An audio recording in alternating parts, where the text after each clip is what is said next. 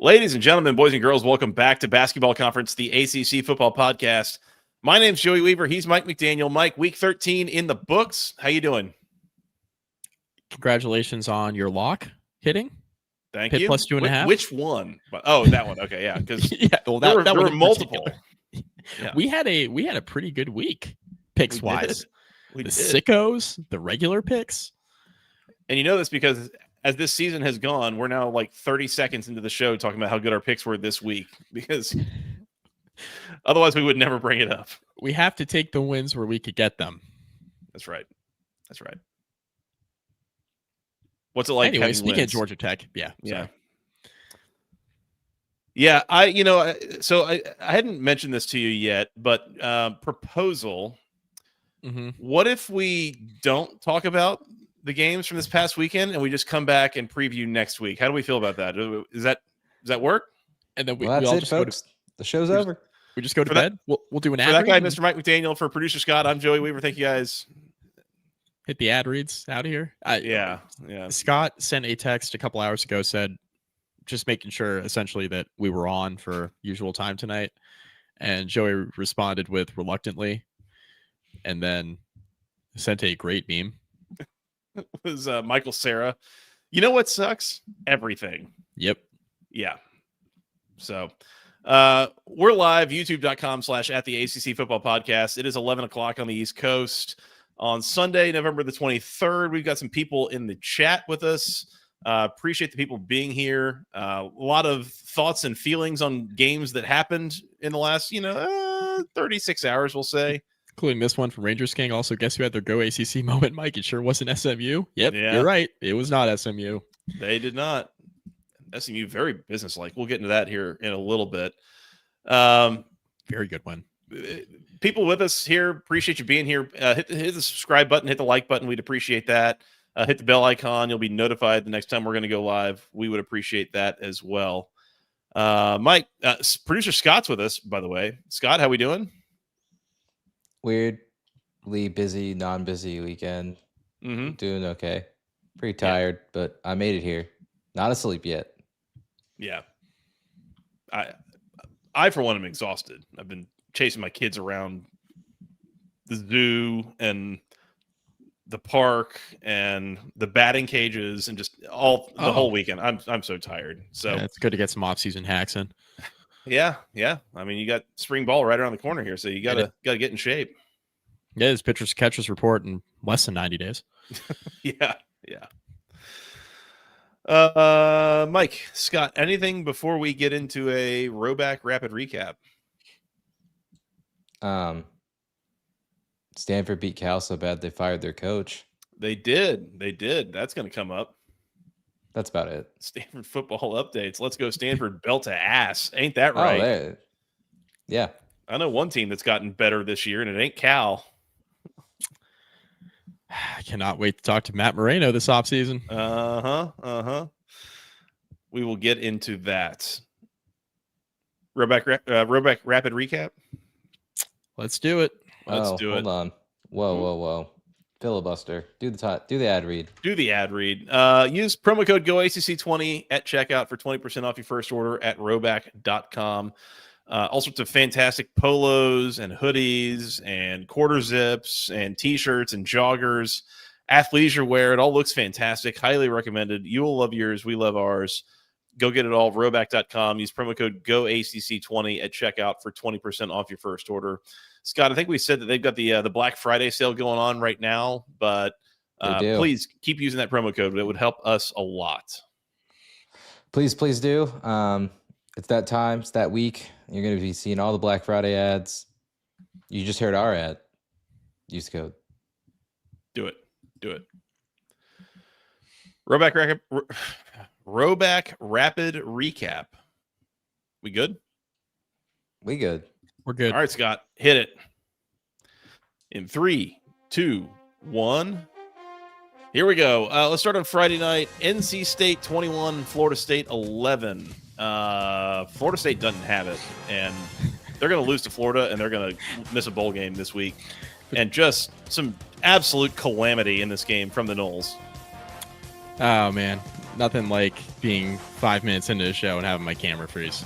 But Yeah. you can hear me, so I'll exit once we finish a rapid recap. You guys can do some ad reads and vamp some more or something. The thing I liked most about this Florida State game is the fact that they had the 2 special teams blunders, which will come up again, by the way. They had the 2 special teams blunders after their defense got essentially a stop, and then we had the ball bounce off of a Florida State player's helmet on a punt return, and NC State recovers. And then we had a situation where Florida State muffed a punt as well, and that was right after they got away with an egregious face mask against in NC State. Was that Hollywood Smothers? I can't even remember. Justin Jolie? I don't even know. Got away with an egregious face mask, and then they muffed the second punt, which essentially put the game away because NC State scored there shortly thereafter. Scott tweeted out or texted to us, can't remember. He yelled out essentially "ball don't lie" situation after the face mask, which I think was right on the money. But yeah, this was embarrassing for Florida State, and they can't afford to fire Mike Norvell, so they're just going to throw full institutional support behind him. Sure. This is, I mean, just all sorts of disastrous for Florida State. What was your favorite botched punt of the final 5 minutes for Florida State? Because you have options, plural. Yeah.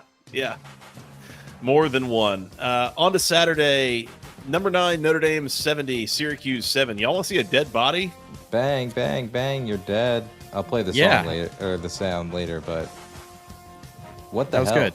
That sounded exactly like it. That was quite good. Notre Dame scored 3 touchdowns before their offense took the field. Yeah, they were up 21-0 when they took their first offensive snap. What the hell happened here, Syracuse? We had 2 interceptions returned for scores. We had a punt that was blocked and returned for a score, all before we hit the 9-minute mark of the first quarter. I think I saw, was that the most points Notre Dame scored since like 1939 or something or like that? It was a quarter. Total or in a quarter. So I don't know. It was the 35 first quarter points were the most that they had scored since 1973 in a single quarter.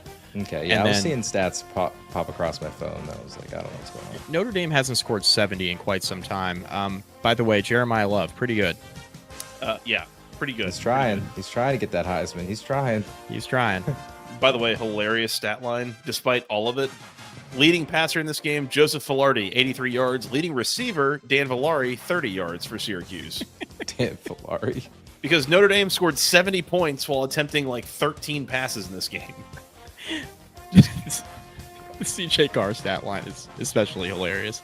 Yeah, it sure is. He got more warm up throws in than actual game time throws. Yeah, we'll get into that. Number 13, Miami 34, Virginia Tech 17. Bit of a ho-hum situation. Like, Miami was never in danger of losing this game, but like didn't also feel like they could really quite put it away. Like, the Hokies played well here. They also like tried to run the cover play, but didn't cover. Mm-hmm. So I tried to come back and it's still frozen. Still my a great side. vision. This is a great face that you're making in the frozen image. Yeah. you look like you're holding in a queef. I was about to say that. I was literally about to say something similar. That's really funny. 10 years into this show, I don't think that word ever got thrown out on the podcast. That's really funny. The thought crossed my mind. Just trying to make Joey feel better about his evening. Oh, man. There for a second, I forgot about... Anyways, keep going. Oh, I can't. This was a Miami had more dudes than Virginia Tech situation. Hokies tried to make it semi-interesting late. They scored a touchdown, and then they were down 10, attempted an onside kick, got said onside kick with about 4 minutes to go, and then ended up fumbling on that possession. Miami scored one more time. But it was never as close, even when it was like a 10-point game. It was never really that close. Yeah. It was going to take a lot for the Hokies to find a way to actually win that game. Yeah. Pittsburgh 42, number 16, Georgia Tech 28. Gross. Devastating, upset, not happy. Good showing from Pitt. Like they deserved to win, and they did. You can't start the game getting 28-0. Like You can't do that, and you can't come fighting back. To Georgia Tech's credit, they got off the mat and made it 28-14 going into half, which was great, and then got the stop out of halftime and drove down the field, and it looked like Georgia Tech, from a game control standpoint, was going to be right back in it. And then for Haynes King to make that throw that he made on the goal line, which was not a good decision. He was under a lot of pressure on that throw and simply did not see Lovelace. Not great. 14-point swing on that one play in a game you lost by 14. Hard not to deny where that came from. That's right. Not great. SMU 38, Louisville 6. We'll get into this a little bit. Miller Moss did not play in this game for Louisville. That might have made some difference, but like SMU just took care of business here. Again, it wasn't like they scored 35 points in the first half kind of thing. It was a little bit of a slow developing thing, but SMU just on balance significantly better in this game than Louisville was all day. Yeah, Deuce Adams has a lot of Kobe in him, by the way. You'll be hearing his name again later. Yeah, it would have made some difference, but SMU's offense was really, really good here. And the fall of Louisville's defense in the second half of the season needs to be studied. Yeah, sure does. Wake Forest 52, the Delaware Blue Hens 14. Y'all want to see some dead Blue Hens? Dead hen alert. Hen down. Carlos Hernandez had 2 really long touchdowns for Wake Forest. Yeah, I'll say. Almost 200 yards through the air receiving for Carlos Hernandez in this game. I'm pretty sure I checked it mid-game, and he had 5 catches, 2 touchdowns, 197 yards. So I don't know if he had any more catches after that, but the one touchdown was like 93, and the other one was like 70 plus. So a lot of the yards on 2 plays. Yep. Really impressive, honestly, from Wake to not mess around and just dominated this game from start to finish, basically. Good for Wake. Good for them. Duke 32, Carolina 25. The Blue Devils get the victory bell back. This was it was a little bit surprising. This is a comeback effort from Duke. There was a massive fake field goal with about 3 minutes left that Duke would have taken a 2-point lead, and instead they go in, they score, and they take a 7-point lead. Huge moment for Manny Diaz and that team. Carolina all but eliminated from bowl eligibility. Yep. Yeah, I mean, they could do the APR thing. That's what I'm saying. All but eliminated. They are North Carolina. I guess they could do the APR thing. Yeah. The way that North Carolina has lost some games this year is unbelievable. And what a fake punt call by Manny Diaz. Unbelievable call Fake at that moment. Fake field goal. Unbelievable call in that moment. They must have seen something on film with essentially, I don't know what the term is for. It's gunner on kickoff, but I don't know what it is on field goal block. But the way that they were crashing trying to block kicks, they saw something because there was nothing but green grass. Yep. It was damn near a touchdown for Duke's kicker, whose name is escaping me right now. But yeah, what a call! Perfectly executed by Duke, and that's the difference in the game. Todd Polino. There you go, Todd Polino. A good Italian. I knew that name. He's been there for a while, so yeah, that's a name to know. Clemson 45, Furman 10. That's fine. Everything's Watched good. Watched a lot of it. Yeah, every snap. And finally, Stanford gets the axe back 31-10 over Cal. And Cal fired their head coach today. Justin Wilcox is gone. So good showing from Stanford. Cal just brutal here, the way they lost this game. Yeah. That should have been all she wrote for Wilcox. That was embarrassing. You're a touchdown favorite. What was it? I can't remember what the final spread was. But you're around a touchdown. It was 3.5. Oh, it was 3.5. Okay. All right. Well, okay. You're a field goal favorite and lost by 3 scores in a rivalry game against a team with an interim head coach.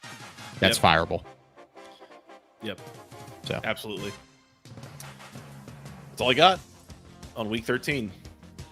I'll try to go get my camera back. You guys vamp. Professional. Do you see that clock go to 0 right as we said? That's all we got. Beautiful. Yep. That's all, folks. All right, I'll be back. Right. That's right. We'll see you in a minute. That's all, folks. As a reminder, that was your Rhoback Rapid Recap. Use promo code GOACC20 at checkout for 20% off your first order at Rhoback.com. I don't know about you, Scott, but I love getting Rhoback anytime I'm getting gifts around the holidays. So either if you're asking for these things or if you know some people in your life that you're trying to get them for, go do that and use the promo code GOACC20 at checkout. I've seen the Rhoback bag show up at my house already this holiday season. I'm excited. Excited man over here. So buy some Rhoback for your loved ones or yourself. I mean, in fairness, it could be for the kid. You never know. He does have one toddler matching polo. I've gotten a couple of Father's Day gifts that are, father-son matching shirts and that kind of thing. And they're all great. Kids love them too. They feel great. They're cool. They usually got like dinosaurs or airplanes or things that kids love. Yeah. Those things are on there. All right. Where do we want to start? While you wait for Mike. Where do we have to start here? Do we have to start with Saturday night? I'm just a producer here. Let's start there. Mike can catch up when he jumps in. We got people in the chat begging for it, so let's just do it. Pitt 42, the number 16 Georgia Tech Yellow Jackets 28. As mentioned in the rapid recap, Pitt gets out to a 28-0 lead here with basically within the first 20 minutes of this game. It's more than 10 minutes till halftime, and Pitt's up 28-0, and that just felt like game's over. To the credit of Georgia Tech, they did fight back here. It was 28-14 at halftime. They came out and they scored again, or they were about to score in the third quarter, and that's when Pitt sent a great blitz, made Haynes King panic a little bit, I think, and threw a ball, one of the balls that he will regret most throwing this season. Ends up being a 100-yard pick six that takes a game that was about to be a one-score game and makes it a three-score game again. Tech keeps fighting back and ultimately needed one more stop and instead got Ja'Kerian Turner up the middle for, I think, 45 yards or whatever it was for a touchdown. And, I'm shocked. I'm back, and I'm shocked this is the game we're starting with. Are you? Because the comments were, we're not going to have it any other way, I don't think. I don't know, man. Like, I just... Again, there was a little bit of emotional hedging and attempt at reverse jinx on the lock here, but I've said it this year. This is where when I was talking about, I think Georgia Tech is rated as like a top 15 team by the polls, but the actual rankings would say that they're less than that. Yeah, this is kind of what I'm talking about, and this is the other shoe I've been waiting on to drop. Yeah. And just took a while. What's weird though is like. The defense, as god-awful as it was for the first 20 minutes of this game, they went 30 minutes after that basically pitching a shutout. Like, Pitt scored on 4 of their first 5 drives and then didn't score again until about 5 minutes left in the game. So, like, they figured something out, which then you start wondering, why didn't we figure that out sooner? I don't know. Lots of thoughts there. Tech's offense started really slowly, like barely could get a first down in the entire first quarter. Yeah. And I say all this. This is me reacting as a Georgia Tech fan.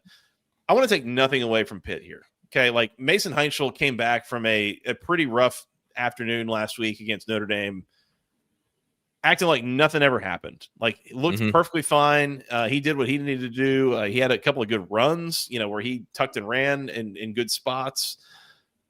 Pitt was doing whatever they wanted to do the first 20 minutes or so of that game. And ultimately it just ends up being a hole that was just too big for Georgia Tech to dig themselves out of. Yeah. He has traits. Heinschel has traits that you want in a starting quarterback as a true freshman, obviously for his play, but the short memory piece of it too that he exhibited in this game, I think, was pretty telling, pretty notable. We've had a couple of Pitt fans in our comments saying that's the biggest difference between him and Eli Holstein is Eli Holstein lets mistakes kind of fester, and one mistake turns into the next one, whereas Heinschel is that guy who makes a mistake and forgets about it by the time he gets to the sideline. And goes back out there the next drive like nothing ever happened. Yeah, and our friends here in the live chat, they're Georgia Tech fans, I would say are pretty rational. But there were some comments that we've gotten on YouTube, especially earlier in the year regarding Georgia Tech, where you and I were not as bullish on the team in terms of what they were relative to their ranking.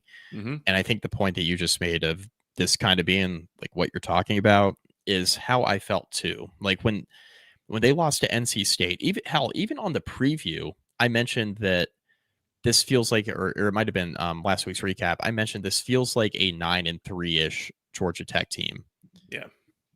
And we're right on schedule. Like this is, they're going to enter next week as an underdog, and we'll see. Yep. I will be picking Georgia Tech regardless of spread, because I told you that's a principal bet that I will be making this year. I mentioned that at the beginning of the year, so I don't care what the spread is. We're going to go ahead and you got the lock sound ready for me, Scott? I think we're just going to lock up Georgia Tech against Georgia. I don't know what the spread is. You better lock it up. No, you lock it up. You lock it up. This is a recap show. That button is banned. Yeah. So you had to ask me to find it. By the way, not locking it up, but I agree. Give me the points against Georgia next weekend. What's the line? 14.5 or something. Like what's the money line juice? I'll sprinkle it. I wouldn't go that far. Double barrel. But like to your point though, like I think part of what you've seen the last couple of years where they've made that kind of a close, uncomfortable game against Georgia is that this staff, this roster, they actively put extra effort into that game. Brent Key talked about in his intro press conference as a head coach, we will work 364 days a year to beat that team. Like, has blatantly said things like that. So like when I say that they hold things back in the playbook and they, they're going out of their way trying to find ways to beat that team. They are. And I think that's what you've seen when they've made this game close in recent years. But anyways, we'll talk about that game on the preview. We will. In terms of this particular game, I'm laughing at something different in the private chat. Sorry. Whew, okay. Hey, Mike, glad to see you got that queef out. Yeah, we got that. Still just as funny the second time. Oh, I want to second re-up your comment, Joey, about Georgia Tech's defense in the second half. It was much better, which is why the Jakirian Turner run was an absolute backbreaker that ended this game. Effectively ended the game with a little over 2 minutes to go, right up the middle. It was brutal because this was a Pitt offense that had all sorts of success in the first half and then didn't score for a very long time. And Georgia Tech scores to make it 35-28. And I tweeted something out as like, I have been the Atlanta sports fan trying to protect this big lead, and you watch the team score to make it a 1-score game, and all of a sudden got a little bit of a lemon booty situation, like, like what's about to happen, and then Pitt just goes up the middle and the game's over.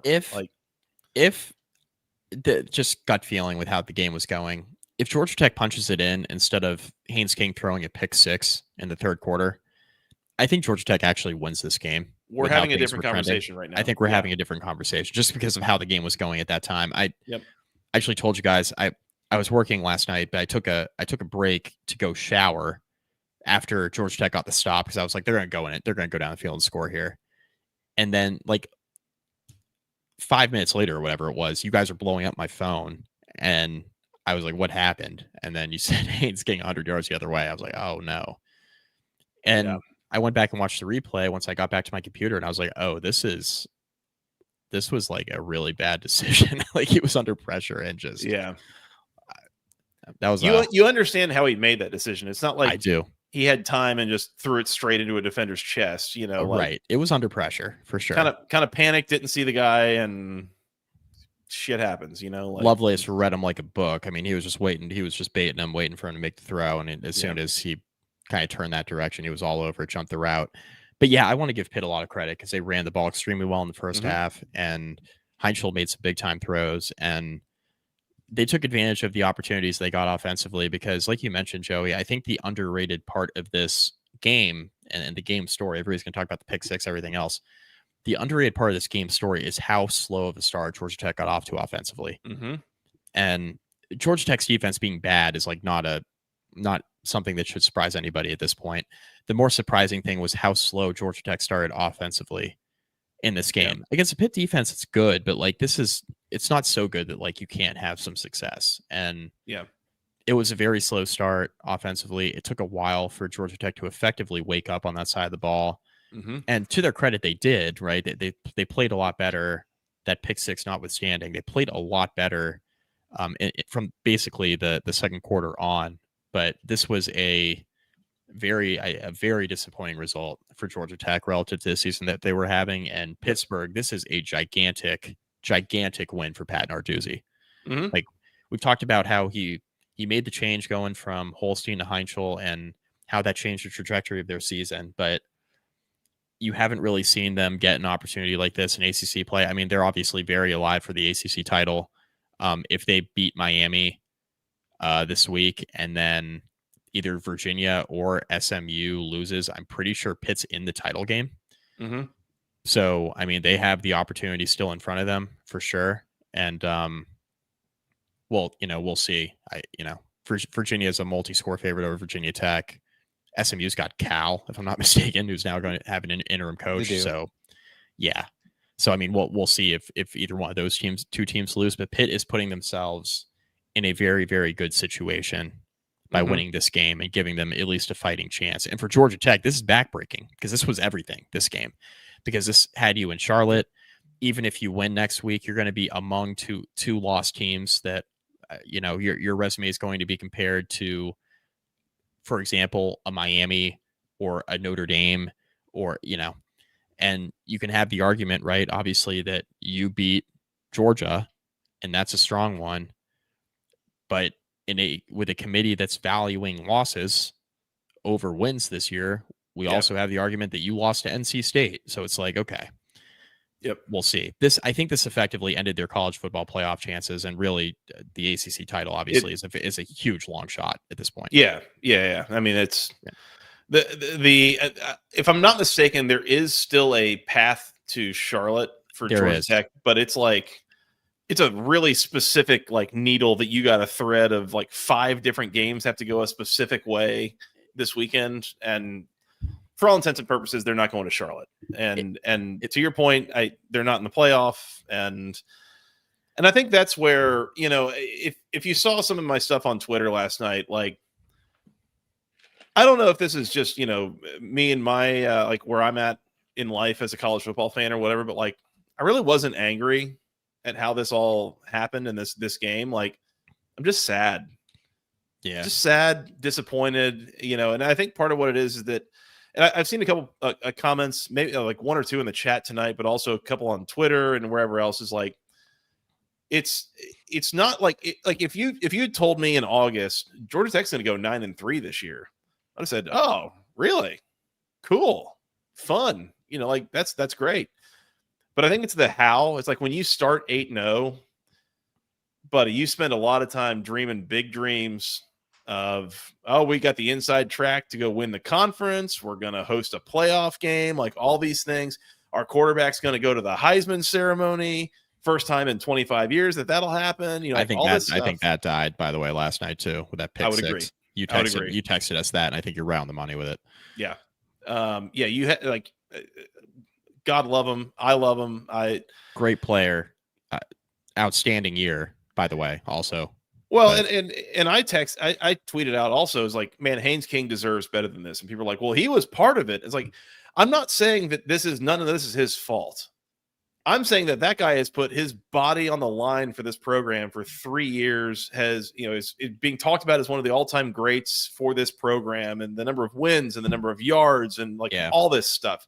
He has David Hale writing a whole feature on him and his background, and he's this super tough guy, and he's this folk hero and like all this stuff.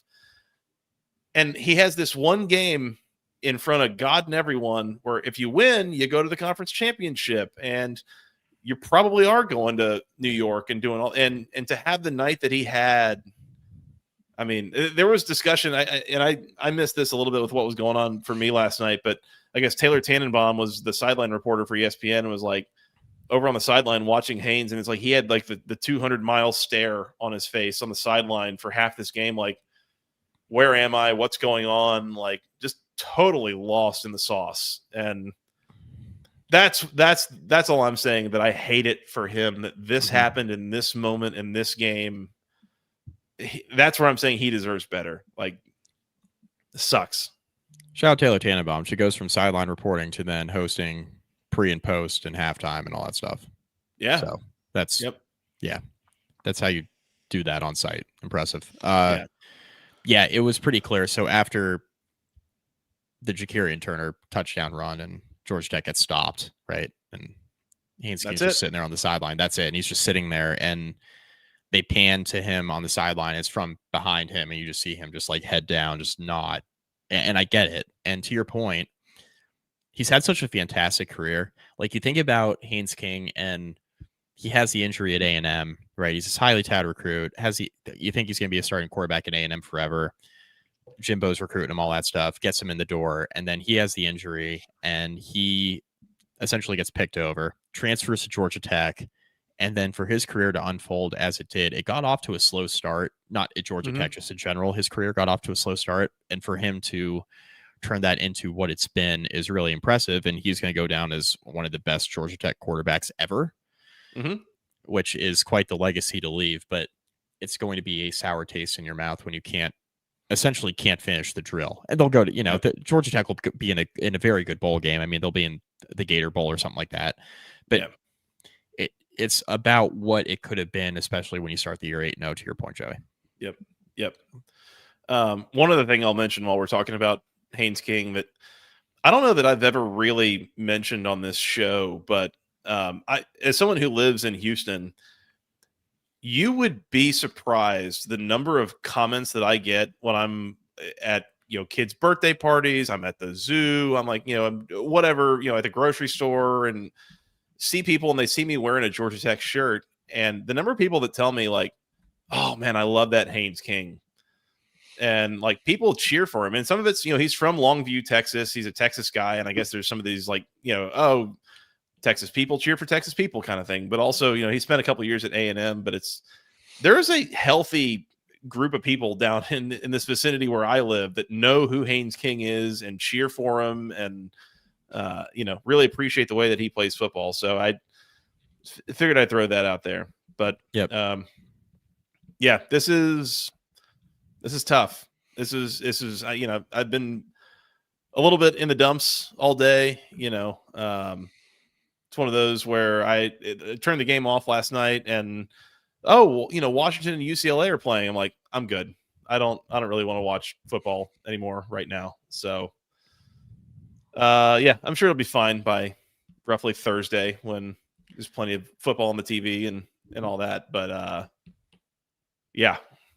not fun. Logged out of my shift for SI. Saw the Washington UCLA game. It was like 28-0 at that point. I'm like, this game's over. Yeah. Pour a little bourbon, watch cover 3. That's what I did. Yeah. Yep. So again, credit to Pitt. They showed up in what I thought was going to be a reasonably hostile environment. I think it was sold out. I think the crowd was impressive loud and all on this TV. stuff. Yeah. And Pitt showed up, took care of business in that first half, and was able to ride it all the way. So credit to them. They deserve to win. I'm not going to sit here and say like, oh, they were cheating. Oh, they're, Narduzzi's an a-hole. Like what? No, like they were the better team last night, and they deserved to win. And I thought Narduzzi had one of his most respectful handshakes of the year after, in a post game with Brent Key after the game. And I think that tells you something. So anyways, it was definitely longer than the one he had of Marcus Freeman a week ago. Yeah. A little bit longer. All right. Let's see. Wilson Core went and lifted after church, picked up heavy things and put them back. Yeah, that's one version of therapy. That'll do it for you. I will. I'm good on this. Anything else? You want to talk about some more? I mean, I have no shortage of thoughts, but I don't think the people want to listen to this anymore. There's a lot more we got to get to. There is. This will be our longest recap tonight because there were games that just were not of consequence that we'll, as usual, pick things up in the second half of the show here. Let's go to Raleigh. Yeah. NC State 21, Florida State 11. By the way, sorry. Can I just real quick, one more thing on Pitt, Georgia Tech? Yes. And I wanted to make sure that I brought this up Pitt was the better team. Pitt was better coached all night, with the exception of one moment in the fourth quarter. Oh, yeah. No, you're right. What we have the hell was he doing? What was he doing? The fake punt that Pitt ran, I don't even remember how long. It was early in the fourth quarter, It was 4th and 9 from about their own 40-ish. On their own end of the field. And the formation was so bad. It was so obvious they were running a fake there. Stacked to the weak side of the field. Yeah. And then our guy tripped over his own feet, and that was like Tech didn't even have to make a tackle. Yeah. Like that was one of the most mind-blowing, like, what on God's green earth are you doing? To the point that, like, I'm begging for Georgia Tech to make a comeback. I'm nervous, all this stuff. And I think I said out loud in my living room, what the hell was that, Pat? Like, what are you doing? Yeah. Like, stunningly bad. He's going to get away with it too. I could not believe that I don't know why you ran that. Anyways. So any other week, that would be the Go ACC moment of the week. But there were just too many candidates this week that were better than that somehow. Perfect transition. We go to Raleigh, NC State 21, Florida State 11. Thanks for remembering that, Joey, because that would have been a egregious miss. That was horrible. I've been thinking about that a lot today. Like, I've got to make sure we remember to bring this up. Because Pitt was better, except for that one moment of what the hell. All right. NC State 21, Florida State 11. Bit of a rock fight game, back and forth. Florida State just a very schizophrenic team, a little bit. Like, just they're one team one week, they're one team another week. Like, they, I don't know, man. Like, it is wild to me what this program is right now, and all the bravado around Tommy Castellanos, and yet he's about the only one that's got it right now for the Noles, and they just find ways to lose games, man. And especially the final 10 minutes or so of this game was insanely frustrating to be a Noles fan, I had to imagine. Yeah. Game was gross. It was gross. It Not was a fun horrible. watch. Yeah. It was horrible. Look, I'm one of Tommy Castellanos' biggest haters. I think it's been clear multiple years we've been doing this show. You? Mm-hmm. Couldn't be you. Yeah. What's that saying about, like, if the thing about if Tommy Castellanos is out of haters, that means I must be dead, or whatever it is. Yeah. Like, I have not been a Castellanos guy, but I will say, for as much crap as he gets, right, and he gets a lot of it from Florida State people, like Bud Elliott has not been shy about taking shots at Castellanos, right? And he can't really throw and all this stuff. What you just said there, Joey, is right on the money. He seems like he's the only guy on Florida State that has it, though. Yeah. Like, he's it. So he throws for obviously, if you watch the game, this was not pretty. So take what I'm about to say with a stat line with a little bit of a grain of salt. He throws for 203 here, right? He has the 2 picks that weren't very good, but then he was also the leading rusher. They had nothing going in this game against an NC State defense that's been doing this all year. It's not like this has been a lights out defense. Yeah. But Florida State's offense, man, week to week is really, really bad. And Castellanos seems to be the only guy that brings it on a week to week basis. Like, they have not had a consistent running game all year long. I will say Deuce Robinson has been good.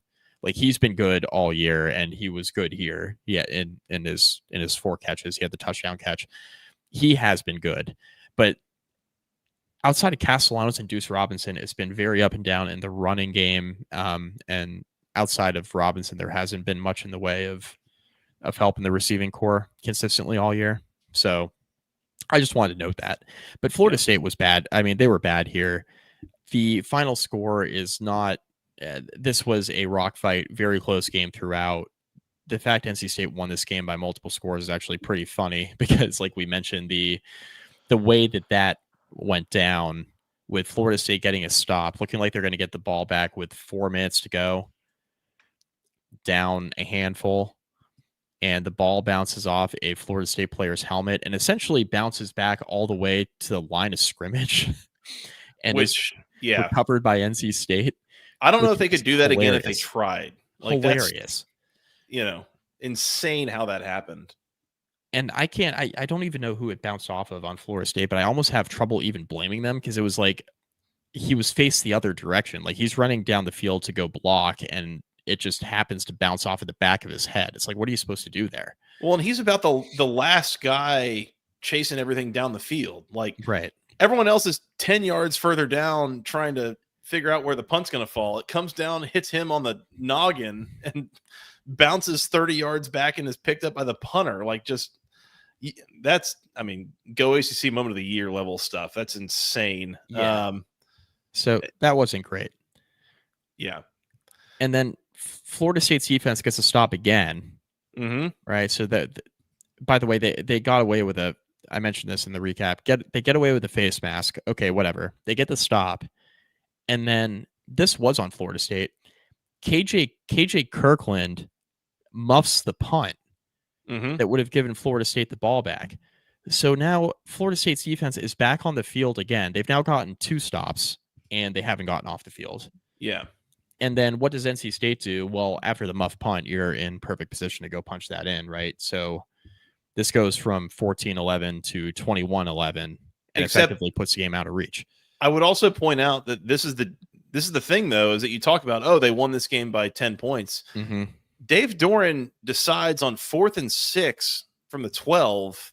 Like, you had a chip shot field goal. Dave Doran chooses not to kick the field goal, but go for it. And that's where they score on a touchdown pass to Justin Jolie. Yep. Good point. Which was a ballsy call that ultimately puts the game out of reach. Yep. So, and by the way, we've mentioned multiple versions of Florida State special teams chicanery here. That wasn't the only versions. They also missed a couple field goals in this game. Like, it's kind of wild when you look at the box score and you're like, how did they come up with almost 400 yards of offense and 11 points? Yeah. And that's what happens when you miss multiple field goals. You have special teams BS that happens, and also turn the ball over 3 times. Like, yeah, they were finding lots of new and unique ways to not score points at the end of their drives. They also had 8 penalties in this game. It was only for 37 yards. There's a lot of false starts, but when you have an offense that's struggling to move the ball and the types of procedural penalties they were taking here, it's just indicative of a poorly coached game. Yep. And that was my takeaway, Mike, to your point, is poorly coached. They look poorly coached on numerous levels. Which is Mike Norvell had this team 13-0 2 years ago. I don't think you got that lucky to put together an all-star team out of the portal. Like, he hasn't forgotten how to coach. What happened here? I can't figure it out. So I actually have a theory about this. Oh? All the success he had with the portal team, and my theory comes from New Virginia Tech coach James Franklin in this opening press conference. He was talking about how we're still going to build from high school and supplement from the portal, because if you become a portal team, you kind of get stuck in the cycle of becoming a portal team. I think he was talking about Florida State. Yeah, that's what I'm saying, Mike. Louisville applies here too. Yeah, so I think that's what happened. Mike Norvell is stuck because he was too portal heavy 2 years ago, and now he's trying to build the roster back up. And he recruits high school poorly. Also, relative to what Florida State's expectations are, he's not a good high school recruiter. So when you couple that into that just even further to your point, Scott, like, you go further down the rabbit hole of like, all right, how are we going to dig ourselves out of this? So yeah, it's a mess. And by the way, like, I know it's like a whole letter vote of confidence thing. This tenure is over, Joey. Yeah, it's done. It's done. Like, they're not. It would shock me. It's a matter of time. It would shock me if he turned this around. It would Yeah. shock me because what are No. you going to do? You fired both your coordinators last year, which you had to do. You bring in 2 new ones, and the Malzahn thing has not been a disaster, but it hasn't been phenomenal either. No. And defensively, it hasn't been spectacular week to week. Yeah. And they just seem poorly coached. You know, Yeah. it just seems very, very up and down. And there's I a don't piece of me that wonders, is it truly that like the guys on that staff can't coach well? Or is it that there's a little bit of a lack of give a damn on this roster because they're mercenaries? They were brought in from the portal for 1 year and some money, when and things starts going south. yeah, oh, I came in here to win games, and we're not winning games, so you know, yeah, I'll show up to practice, and yeah, I'll be a starter, but like, am I really going to put my body on the line to, you know, do what has to be done to try to make game-winning plays? Nope. And I want to bring up this Will Secor comment because I think this is an important distinction. I don't think Florida State is broken that they can't pay players. I think it's you're saddled with a buyout that is like $75 million for Norvell, which Because they I've tried said to keep this him from Alabama. to try to Look keep at him that from one. Alabama. And I've said this, but in Florida State's defense, like, the buyout's absurd, and that's your own fault. But them extending Norvell when they did after the 13-1 season, you had to do it. Otherwise, he was going to go to Alabama. Like, Alabama wanted him to be the coach over DeBoer. Which at this point, Which, aren't you glad you didn't do that? yeah, right. Yeah, I don't know, but you're in a really, really tough spot. They're still getting guys out of the portal. They're picking the wrong ones. Like last year, paying DJU was an insane decision. I mean, we had watched enough of DJU, and he was better at Oregon State, but we had watched enough of DJU film to be like, yo, this is the guy you're going to replace Jordan Travis with. Yeah, this is specifically just trying to find a name. Yeah, I think that bothered me mostly just because, like, okay, usually if you're transferring for a second time to your third school, it's not because you're good. So, Yeah. Yep. Yeah. Didn't make any sense. Yeah. You could say, oh, Cam Ward. Yeah, well, Cam Ward was at Immaculate Word first. So, Ooh. Ironically, right? Yeah. He was playing a different level of football. And yeah, so that's different. ironically, Oregon State, they had a gap year with DJU, but Malik Murphy is actually the perfect example. Who's playing quarterback at Oregon State now, where he's on his third school, and it's not going swell for him. After Duke last year and Texas the year before that. Correct. So it's kind of like the reverse DJU. Yep. We got a school that's like pulling a common thread here. Mike, the sound I made just a second ago is I realized that there's a game we need to play here. Noles are 5-6. They are in Gainesville taking on the Gators next weekend at And the Swamp. Name that spread. Oh, we haven't had an opportunity to play this game. Do you have a number? Do you have the number in front of you? It's right in front of me. Yeah. Oh, okay. Florida minus, and I know how Florida looked last night. I watched that game, guys. I watched it. I saw it. It was on the screen with George Deck. Florida minus 4.5. It's 2.5, actually. Of course, I would have said Florida minus 6, honestly. Like, and Florida's 3-8, by the way. Like, and has fired Billy Napier, and they looked bad last night. Yeah, but I just a home game for them, and that's a reasonably talented enough team, and in a rivalry spot where I feel like the effort's going to be there. I'm surprised that this is basically we'll say like a neutral field pick 'em, that Florida's getting the home field from Vegas, and that's it. And they're just saying, you guys figure it out. Smaller number than I would have expected. Did it open at 2.5? As far as what I'm looking at, yes. Now it was minus 115. Now it's minus 110. So it's, slight differences there, but yeah, pretty much hasn't moved. Surprised. NC State bowl eligible. 6-5, got there. Weird year for them. Whatever. Dave Dorn did it again. And they got Carolina, and they might. I mean, that's going to be a coin flip game. They could easily get to 7 and maybe win a bowl game to get to 8. This is crazy. You want to play America's favorite game? How does he keep doing this? Yeah, sure. Name that spread. NC State hosting okay, UNC good. Next weekend. Very good. Do you have that one in front of you as well? I sure do. Excellent. Good. You're always there when you call me. He's always on time, as I say. A touchdown? I would go in to say NC State minus 4.5 again. 7.5. Oh, Wow, sure. that's a lot of points. Just a touchdown and the hook at home. That seems like a lot of points, but that seems like a lot. But I mean, I watched that North Carolina team yesterday, and it's not always pretty. It's rarely pretty, frankly. But anyways, we'll get to them in a minute. Yeah, perfectly weird ACC Friday night game here, but good on the Wolfpack, bowl eligible. I think of the teams left, the only other team playing for bowl eligibility in the final week is Florida State. Fun fact, in the conference. So every other team is either bowl eligible or not, except for Florida State. They can be bowl eligible by beating Florida. Yeah. Well, okay. if only they had that Saudi money, they would have been bowl eligible a long time ago. I'm sure that solves the problems, right? It does, especially when you have good coaching. Yeah, exactly.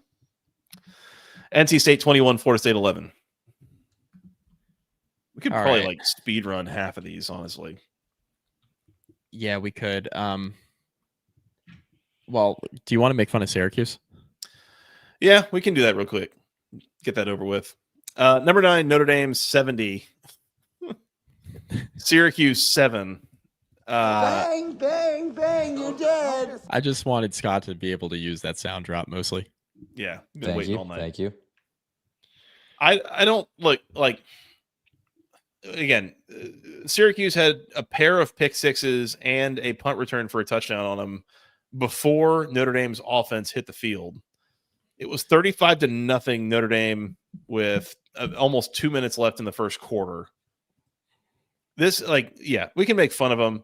I'm more like curious of what is Fran Brown doing here? Because getting real stanky?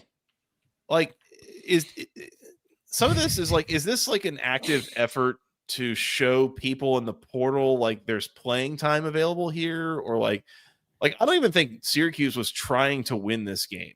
They were trying to get obliterated is what it looked like. They're banged up. So I do understand they're banged up and they're hurt. But to your point, Joey, in particular at quarterback, so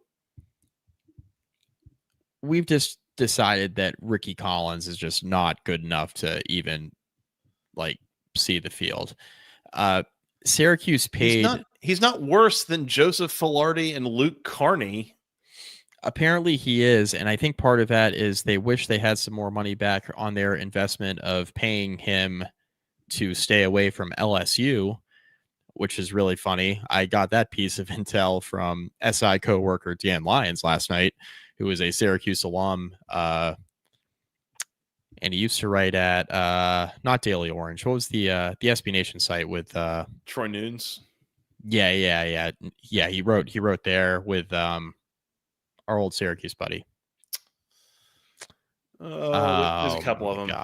My names God. are escaping me. It's late and I'm tired and upset. But anyways, yeah, the name that came to mind was John Wolford, and I knew that wasn't right. He played quarterback at Wake, so that wasn't correct. Anyway, the reason why I bring Dan Lyons up is because he mentioned that Collins is bad, but he doesn't even want to see Filardi play lacrosse now, which I thought was a very funny thing. He texted, he sent in the SI Slack chat. I thought it was fun. I was laughing about that for 5 minutes. He said he was really proud of that one.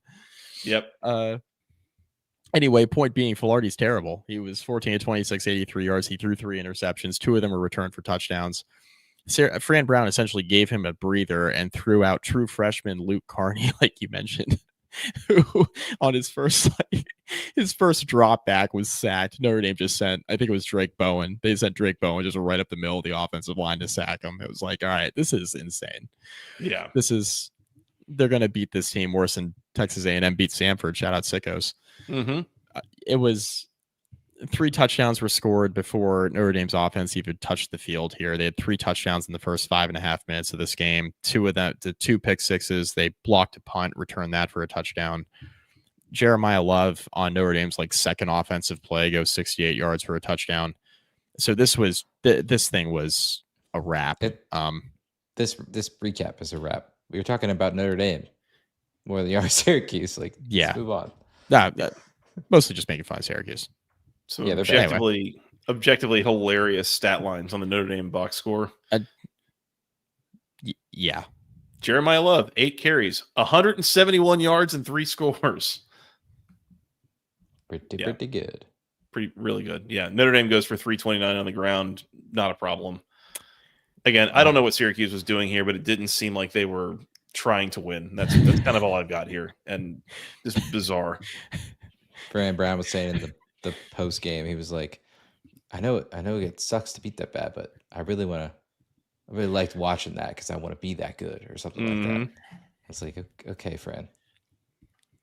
I'll tell you what, Ricky, it was nice. Ricky had this comment. Mike had to change his pants while watching this game. It was a fever dream going from a James Franklin introduction at halftime of the Virginia Tech game to then flipping over to this. And I hadn't even really sat down to watch the game yet, and it was already 14-0. I was like, oh, okay, this thing's over already.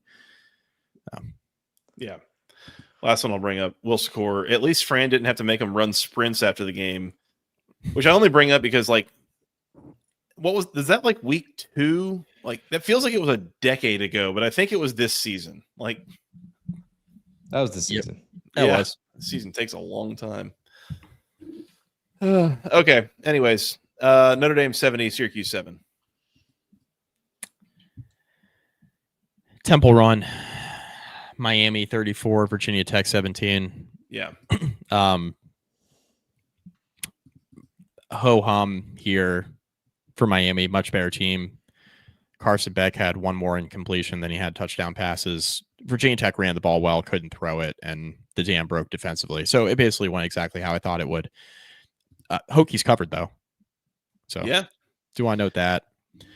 This is a little bit of a play with your food situation for Miami. I mean, they got out to a lead, and then they kind of parked the bus a little bit, and then they had what they've been doing. There was a point in this game where they were on probably their own 20-yard line or something and snapped the ball before Carson Beck was ready for it, and almost gave up a safety. And there was just some stuff here operationally that was not super clean. And I don't know if that's a lack of focus or what exactly that was, but the scoreboard says this game wasn't close, and it really wasn't. But Miami did not do a great job of just completely putting this to bed with the level of ease that they did last week against NC State. We'll say that. So, and I wonder a little bit if that's a road game situation, because they got Pitt next week, and I think Pitt much more capable of taking advantage of whatever mistakes, mishaps, messes you want to make if you're Miami and not super cleaned up. So, yeah. Allowed an onside kick with 4 minutes left. They were only up by 10. So Virginia Tech didn't score there, and Miami forced a fumble, and that ended up being fine. But that was one of those things too, where it's you're giving them just enough life where if you score, you make things interesting. Tech had their timeouts. It ended up being fine, but it's just some of the things that kept Virginia Tech in the game here. Miami was the much better team. Yeah. They were the much better team throughout. But this is what Miami's been doing this year. They'll get out to a lead. They'll sit on it. Right, park the bus, like you said, and that's exactly how this went here. Yep. The officiating. Can we bring up the officiating real quick? We don't need to talk about any specificities. This particular officiating crew, though, has been horrible this year. They've done a couple of the weeknight ACC games that we've complained about as well. This particular crew has caught a bunch of heat on social media multiple times this year, not just yesterday. We had an inadvertent whistle that killed a play. We had some unbelievably insane penalties. By the way, the inadvertent whistle, they went back and did a review of that play, and then the play stood a disaster. And who's the rules analyst from ESPN that was supporting was by the way, as an official, this is your worst nightmare. This is the last thing that you ever want to happen, and it happened to this crew amidst other horrible calls that were being made one way or the other. yeah, they had a terrible day. I was watching without audio, and I was like trying to decipher what the hell was going on with like the inadvertent whistle, and I couldn't figure it out until like I read about it later. Yeah, I was like, something's happening here. I don't know what's going on. Yeah. Well, it's funny on the broadcast on that particular play, it was like Drones is rolling out, trying to avoid a sack, throws a ball, as he's being brought down, and the camera doesn't follow the ball. And so he throws this ball. Cameraman. He throws this ball and it goes off the screen, and then the whistle blows, and you're like, okay, he just threw it away. It's 4th down. And then people are yelling like, oh, Virginia Tech got the 1st down. It's like, how the hell did they do that? Like, yeah, turns out there was a guy out there who caught the ball, broke a tackle, and got past the 1st down marker, except somebody had blown the play dead, and now none of it counts. None of it counts anyway. Yeah. So that was a whole sequence. A comment from Ricky real quick. Philip Montgomery deserves a ton of credit and a good job after this. I agree. The team has not quit. Played hard. They play hard for this guy. They're just not talented. They're just not talented. Yeah. Not enough there. I would add the one thing that I thought about after we previewed this game, and there was a lot of talk and concern about like, oh, Virginia Tech has no chance here because they can't block Miami's pass rush. And it took me a second, and as I thought about it on Thursday and Friday, I came to like, Hokies aren't trying to throw the ball here. Like, not at all. Really. They're more or less running the veer at this point. Just like, yeah. So, but again, to Phil Montgomery's credit, is like he's figuring out what will work with Kyron Drones, which at this point is just keep it on the ground. Who got benched or something? Kind of Pop Watson sighting at the end of this game. Nicked up. We got a Pop Watson sighting. He had 2 really nice throws on consecutive possessions. He's just been on the bench all season. Yeah. He's got a pocket awareness. Pop Watson's got a little bit of a, and I don't care. Like, we can start him against UVA. I don't really care. Yeah. But he's got a little bit of a pocket awareness issue that we saw on the strip sack fumble. Yeah. I think is probably keeping him from playing because it's not really an arm talent thing. Yep. But anyway. Would agree. Miami 34, Virginia Tech 17. Wake 52, Delaware 14. Sure. Yeah. You watched most of this game, right, Mike, or all of it? Hand down. Hand down. Yeah. Impressive, Wake. This is a functional Delaware team that Wake just walked all over here in this game. Basically, didn't waste any time. Really good showing from the Deeks. Yeah, I didn't pay any attention to it. Scott said, "Hey, I don't think he said Wake's plus 17.5 is in trouble," and I looked at the score and it was like 35-7 at half. I was like, okay, yeah, this is probably a wrap. Yep. Jake Dickert, if it weren't for Tony Elliott potentially winning the ACC, Jake Dickert should be the ACC Coach of the Year. I could make an argument he should be anyways. Like, I feel like Jake Dickert, there's discussion to be had about like national Coach of the Year level territory. Like, they have done so much better than they were expected to do this year.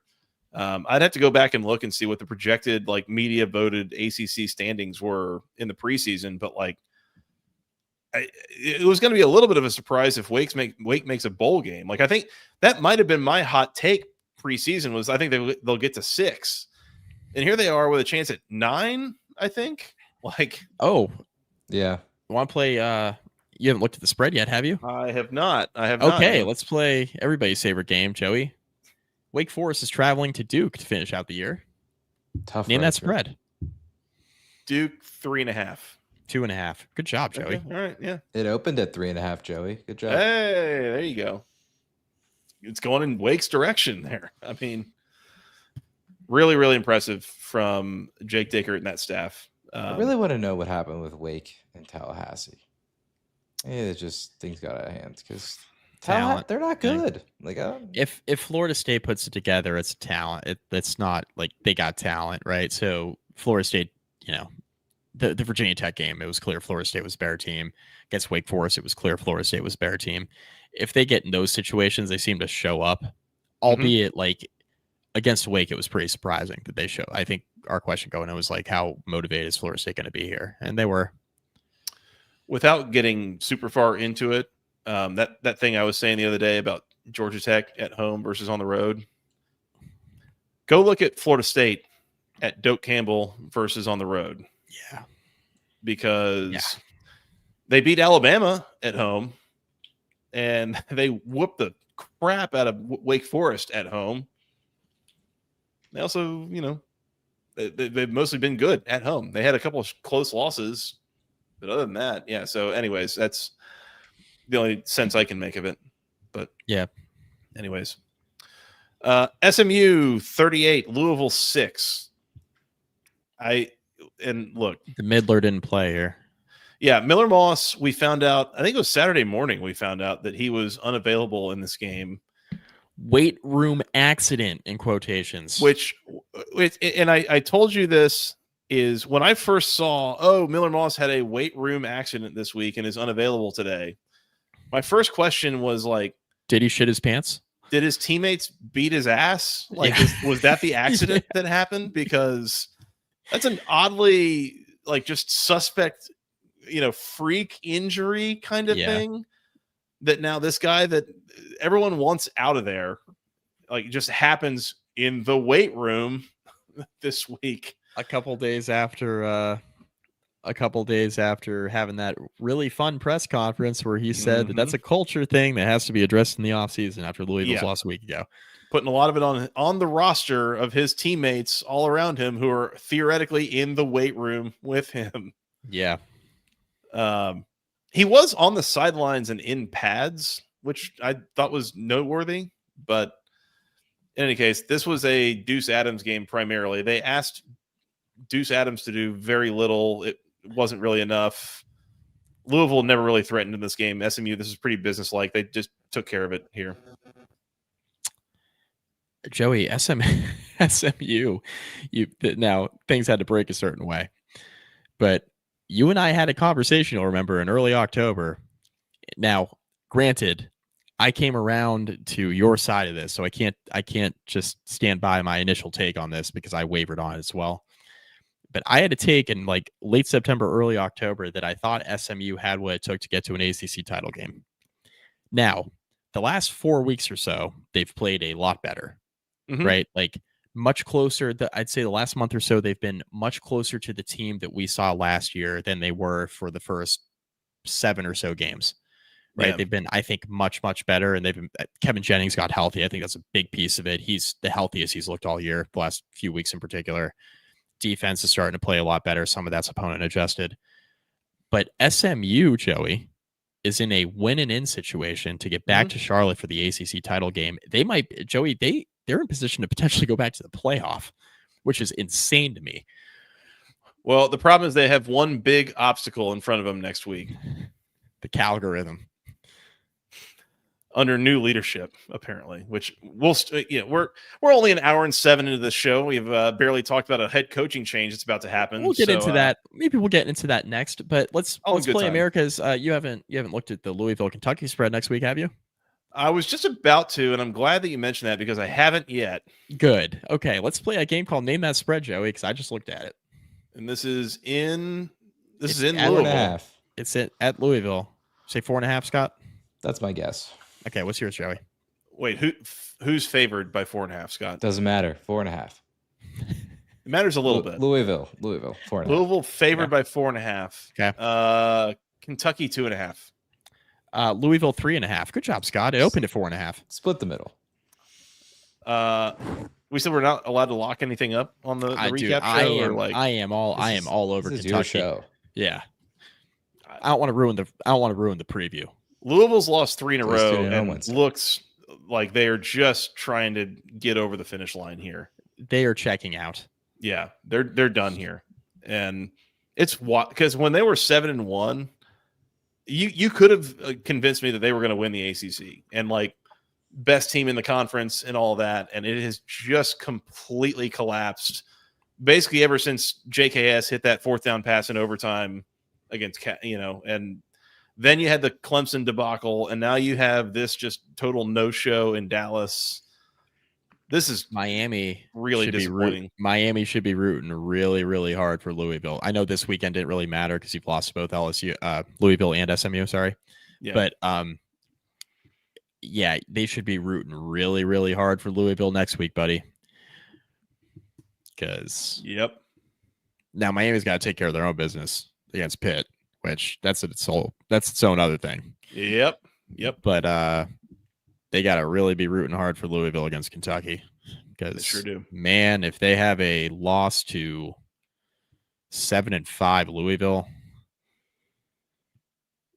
they can also point to the fact that they've lost to SMU, who could win the ACC title. So they do have that going for them. Yeah. I mean, that always helps. This was a bit of a no-show from Louisville. Defense, I thought, played hard, but SMU just good enough and made the most of enough opportunities that this was never really going to be close. Kevin Jennings getting healthier, I think. Yes. And that's meaningful for them. It is. Significantly meaningful. So it is. I want to shout out Jordan Hudson, 8 catches, 96 yards, and a touchdown. And speaking of Jordan Hudson, Belichick's girlfriend? Yeah, I was going to say, speaking of which, she is suing Pablo Torre. Duke 32, North Carolina 25. Let's go there now. Yeah, let's go there. I don't. First of all, how did this get this pointsy? I'm upset about that. I am too, as an under ticket holder. Yeah, same. Duke bowl eligible. Good for them. Speaking of which, how did the Minnesota game, Minnesota Northwestern, basically went over at halftime? So, speaking of things I was mad about. Anyway, yeah, continue. Normal Minnesota Northwestern stuff to get into the 70s in point totals. I only brought that out because Cam and I both called that one out as a good bet for something. Yeah. As mentioned in the rapid recap, the fake field goal that Duke went for with a little under 2.5 minutes left. Flip it over the holder's head. It was, that was, and by the way, I don't know if you notice, if you go watch it, the kicker actually takes like his first step in, like he's going to, try to kick the ball. So he faked it, and it was almost like a counter thing that he did of first step in and then like cuts back over, and he was just nude down the sideline. Yeah. Oh yeah. Polino can run a little bit. Moving. Yeah. Now I will say he did kind of tense up by the goal line, which is a bitch move. I mean, look, dive for the goal. I know he didn't want to screw it up. I'm just joking. I'm mostly joking. I mean, but he could have really soccer screwed players it up and all that. He could have pulled a North Carolina and fumbled at the goal line out of the end zone for a touchback. That would have Manny Diaz would have had no hair left. Absolute aneurysm situation for Manny Diaz. Yeah. Who do you think you are? Yeah. Duke should be the better team here and was good enough.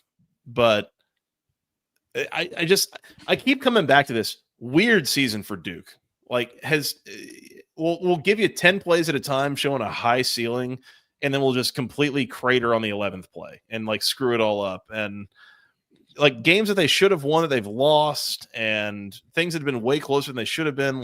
This feels like a team that has the ability to have a high ceiling, and then they can't do enough times in a row to actually capitalize on it.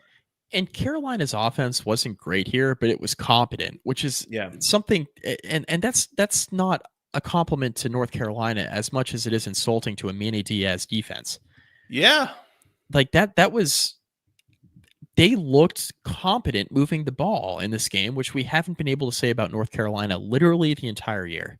Yep. When we've talked about North Carolina playing better, it's been because of their defense playing better. It hasn't been because the offense has suddenly figured things out. It hasn't. Yeah. Yep. Carolina, by the way, 12 penalties for over 100 yards. Yeah, that's a killer. Total mess. That's a killer. A Belichick coach team losing on a special teams play is a sign of the times. This is the best way I could put it. A sign of the time. Is this Bill Belichick or a weekend at Bernie's situation where what's going on the sideline over there? Weird. Yeah, I don't know.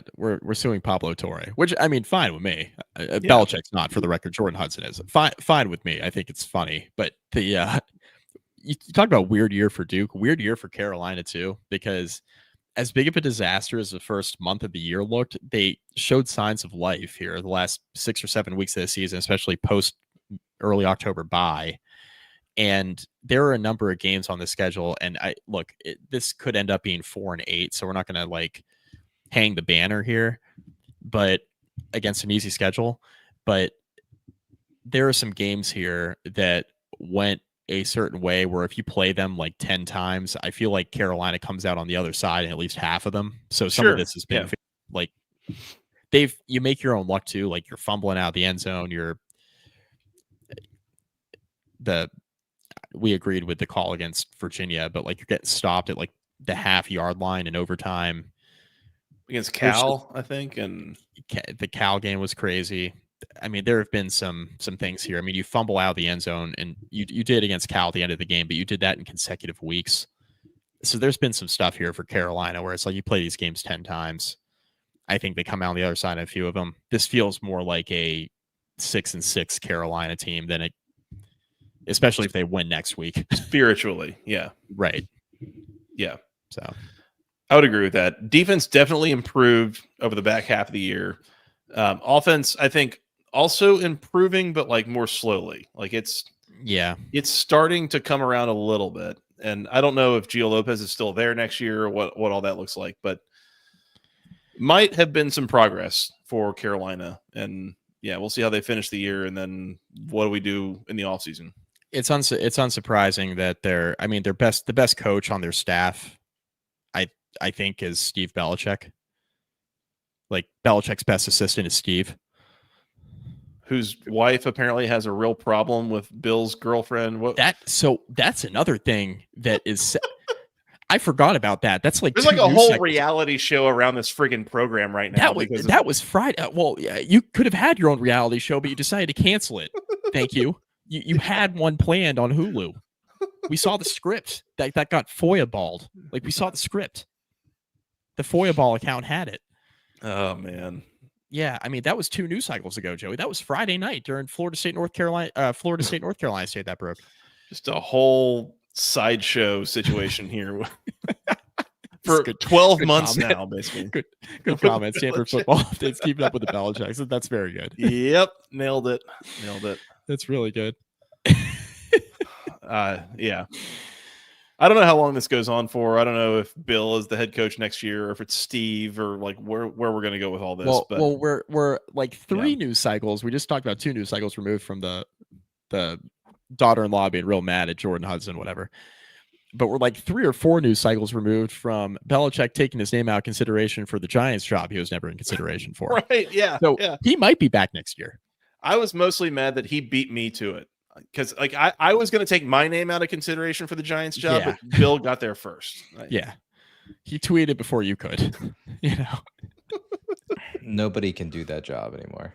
Yeah, British Scott knows. They did Tom Coughlin wrong, and ever since then they've been paying for it. Yep, that is fun correct. Giants game today, Scott. Huh?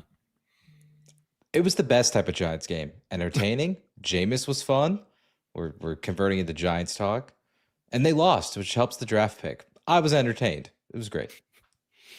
I saw that earlier. It's like design your perfect NFL quarterback, and it was Jameis's decision making, Jameis's arm, Jameis's gut, Jameis's like it's just Jameis Wilson is the perfect entertaining NFL quarterback. Anyway, that's an ACC reference. He was a Florida State guy. Trust me, it's fine. Famous Jameis. There you go. That's all I got in this game. Yes, Stanford football updates. Shane Bowen needs to go yesterday. FYI, don't get me started on the Giants. Hey, Shane Bowen, come home. I don't probably an upgraded defensive coordinator for Georgia Tech, where he cut his teeth. Very much disagree. Come on down. He's very bad. Come on down, Shane Bowen. Can I interest you in a Tyler Bowen? Less so. Figured that would not be an upgrade over Buster Faulkner. No, yeah.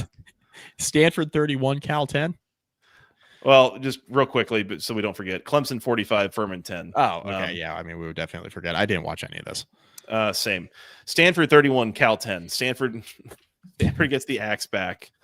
So I kind of threw this out as an offhanded comment in the rapid recap, but one of these teams has gotten better through the year. And I remember us coming on, I think it was the week 0 like recap from Hawaii, and it was like they might not win a game this year. Yeah. They might be terrible. And for all the jokes of, Frank Reich is just this hired gun, he's going to be here for 4 months, whatever, like that team has gotten better. They've won 4 games this year, which is just, belt to axe. Well done. Credit to Frank Reich and that staff, okay? Because this team is noticeably better. They have figured some stuff general out. Manager and Andrew Luck. We were talking a little bit about how important this rivalry is for you, being able to be a part of it. How meaningful is it? It's huge. It was great to be as a player and now be as a GM and watch these guys. I'm gonna watch here for a second. Oh, ball! Go, Jay! Go! Go, Jay! Go! He's right up the sideline too.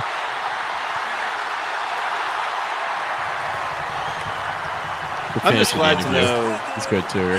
That I'm not the only one that has the visceral ball whenever it's on the TV. Scott, bring that back up. Bring the clip back up if it's not too much work for the end of the interview from Andrew Luck, because he is celebrating Jay Green running the first of 2 fumble returns in this game for Stanford. He is celebrating with Jay Green, and then he comes back to the sideline to complete his ACC network interview, which by the way, for some reason, this was again incredibly frustrating. This was not a 10 o'clock game. Yeah. We just talked about this rivalry. To see that play just now, I mean, describe the emotion. Hard to say. It's a hell of a job by Omar and Jay Green. It's good. Let's get it going now. All right, appreciate it. Thank you, guys. That's what that is all about right there. That is exactly the smile and the wink at the end. I appreciate it. Gave her a nice tap on the back too, like let's go. Then he gave her a post game interview as well, which I thought was really funny. So like Stanford's all excited about the rivalry game win. Instead of interviewing Frank Reich, we're just gonna go ahead and interview Andrew Luck again, which was really funny to me. Which I don't know that I've ever seen a situation like this where usually with a team it's like, oh, the main guy we want to talk to is the head coach. Here we've got the general manager who's just like walking up and down the sideline in a t-shirt and sweatpants and yelling ball and trying to coach the team. Hold on. You have to see the look on his face in this post-game interview. It is something. Hold on. I got to pull this thrilled. I will say, while you're pulling that up, Scott, it's the same. It's really funny. They're treating it with Andrew Luck at Stanford like UCLA treated Jerry Neuheisel until UCLA started losing again. Yeah. It was like a mascot. Yeah. Look at for those listening on audio, I'm sorry, but the look on Andrew Luck's face in this clip is just like you get to enjoy this moment, break the win streak that Cal once had. How does it feel to see this team get the job done? Oh, it's awesome. I'm really happy for these young men. They've worked their butts off and they've deserved this. They've earned it. The deep. He's cracked out, man. So much going on with this look right now. Yeah. Go right to the private chat for something exciting, boys. Figured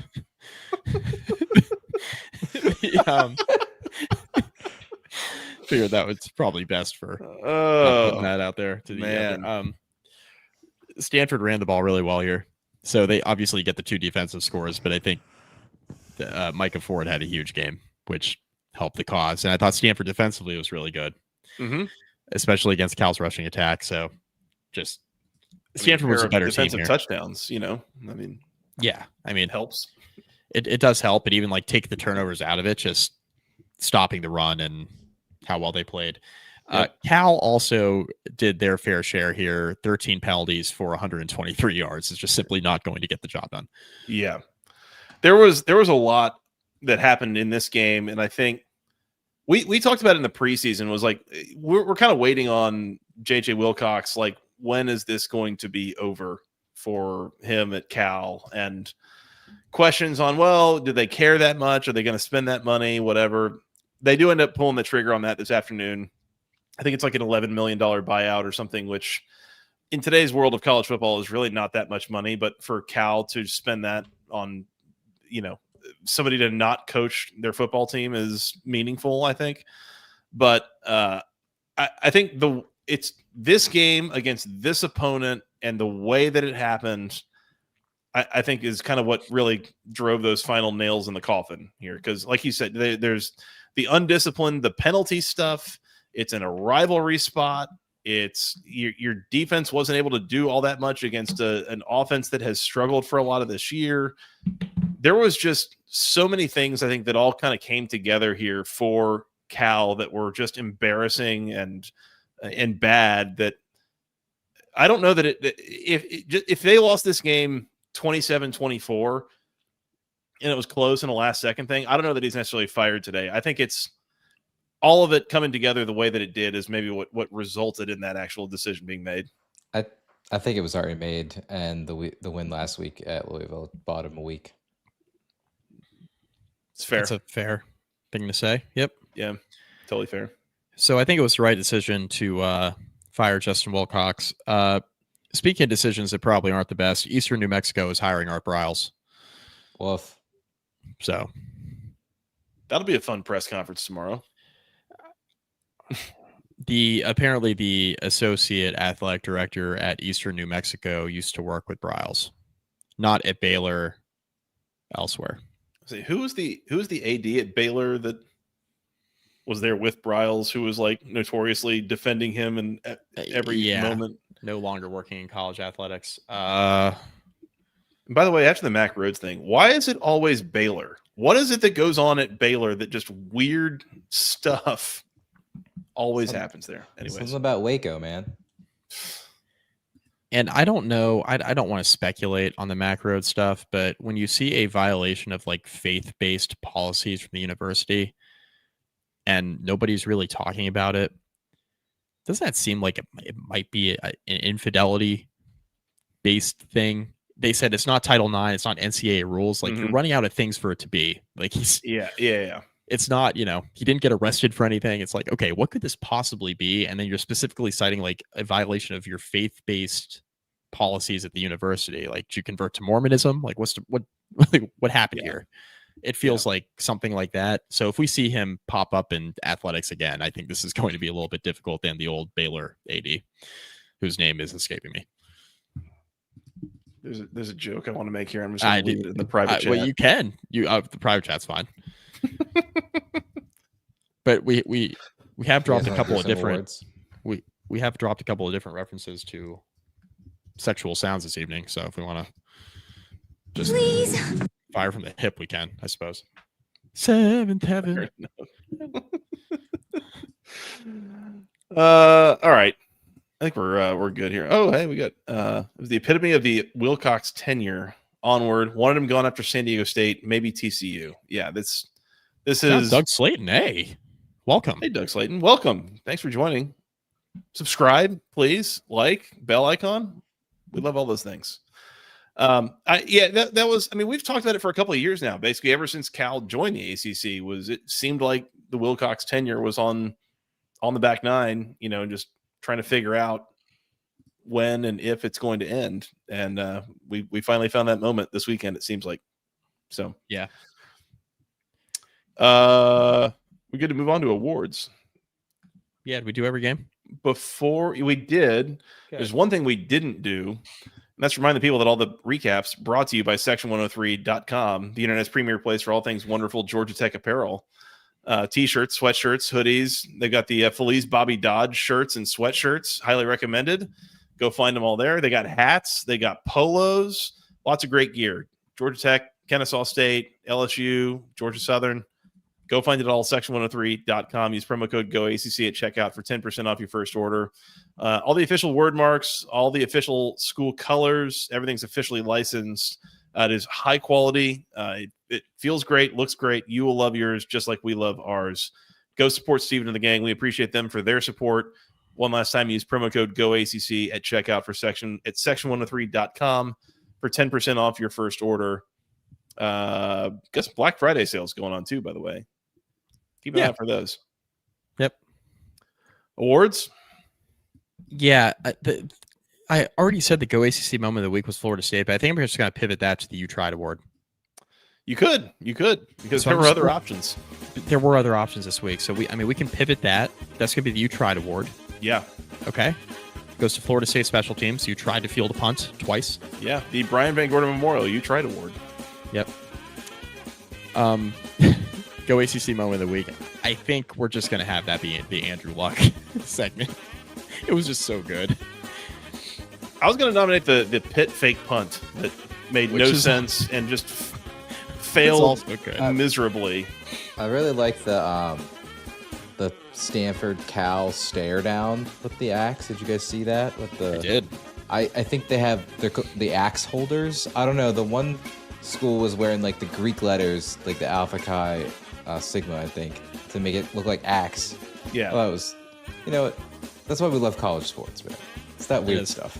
So, by the way, that was as I did my in the preview, my whole read for the changing the score on the axe and like traditions around the game.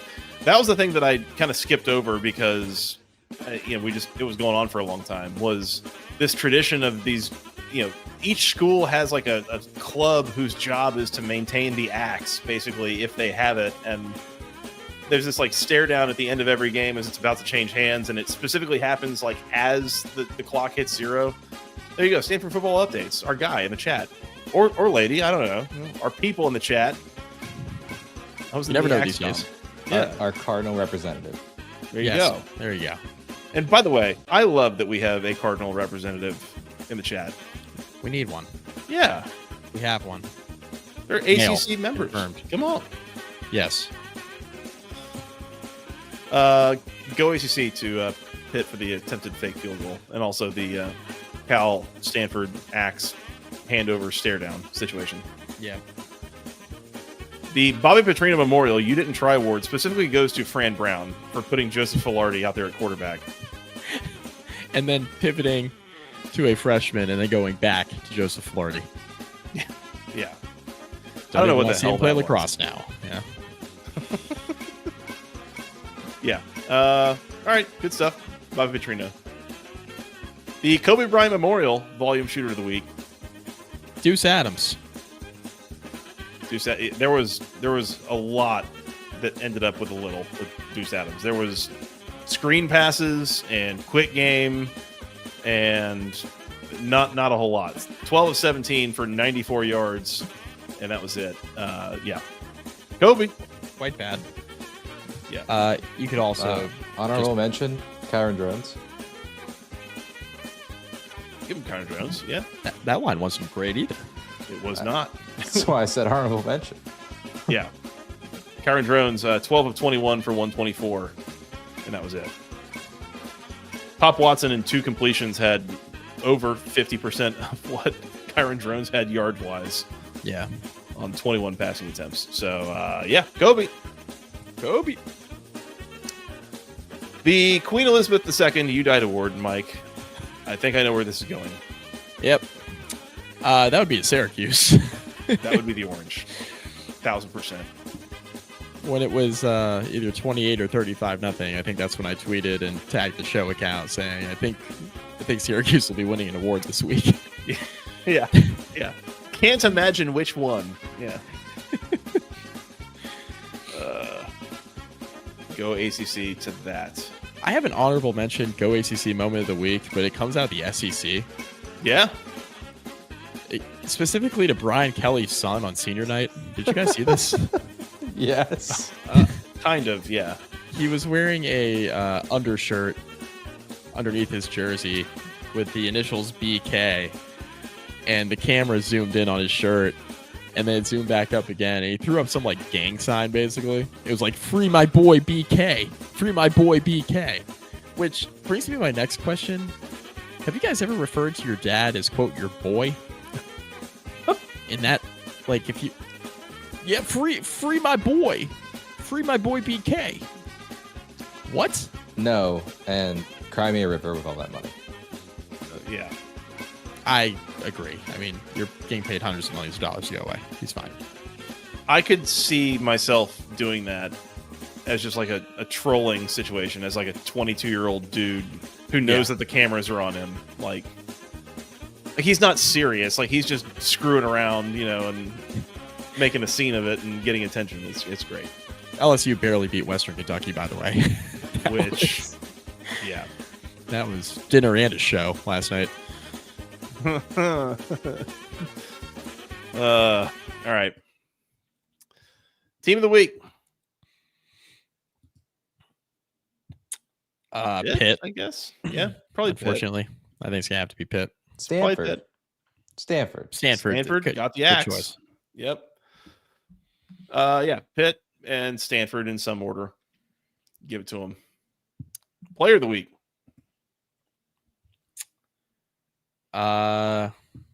Hernandez for Wake, 5 for 197. Yeah. 2 touchdowns. Yeah. Jakiri and Turner going for 200 yards on the ground against Georgia Tech. Yeah. In a win. Jeremiah Love. Not an ACC player, but Yeah. Speaking of which, from that game, honorable mention for the Kobe Bryant Memorial U-Tried Award. No, sorry.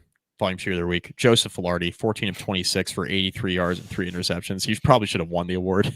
I mean, yeah. So we can go back and correct the record there. I think he's the their winner. whole team got the Queen Elizabeth II award. So yeah. Tough scene. We have to be diverse here on this podcast. We do. And I do appreciate that former Syracuse quarterback Dan Filari had the 5 catches for 30 yards. Because remember, he played quarterback at one point. Yeah. We had a Matt Rose mention here for Stanford. Hold on. What happened here? Matt Rose, 14 tackles against Cal in that game. Sure, Matt Rose. Hell yeah. Did have one of Stanford's 5 sacks of JKS in that game. Credit where it's due. I have a new award. Oh dear. Hold on. All right, go ahead. I think we should probably just put the music over that just to be safe. And this is kind of a twofer. The Mike Pence Memorial You Had the Courage Award goes to Cal, specifically Ron Rivera, for firing Justin Wilcox, because Florida State would love to have that same energy and just can't do it. Yeah. There are layers to that joke, by the way. There are several. Several. If you think about it. By the way, we did not mention this. Cal interim coach Nick Rolovich, which the jokes write themselves if you know any of the history behind that. Just any of it at all. Yeah.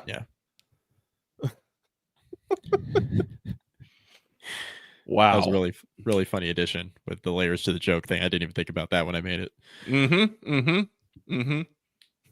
This is a highbrow show here. We gotta, that's all I've got in week 13. Should we get out of here now? It's been an hour and 38 minutes. I know the awards are good when Joey's laughing before I can even explain it. Yeah. Fun show. Would have been more fun if my team didn't lose and didn't have to talk about it for half an hour. But such is life in the ACC. This is up there as one of the best recaps we've done all year, I think. It's a good one. It was a good one, I think. So appreciate the people in the chat. This has been a good crowd tonight. We had a good time. Stanford football updates, just lighting it on fire over here, killing it. Awesome. Appreciate the people joining us. If you were in the chat, please hit the subscribe button, hit the bell icon, hit the like button. We'd appreciate all that stuff. That all helps us a lot. So thank you to the people that do that. You want to get out of here or work on getting out of here and previewing rivalry week. I just want to shout out our sponsors one more time because they also have the courage to stick with us with mostly my antics, but collectively our antics on the show. I mean, it's mostly me getting us in trouble. But mostly Mike, yeah. It's mostly me, but everybody else do. I think I contributed today. I say Scott increasing our vocabulary today. A little bit.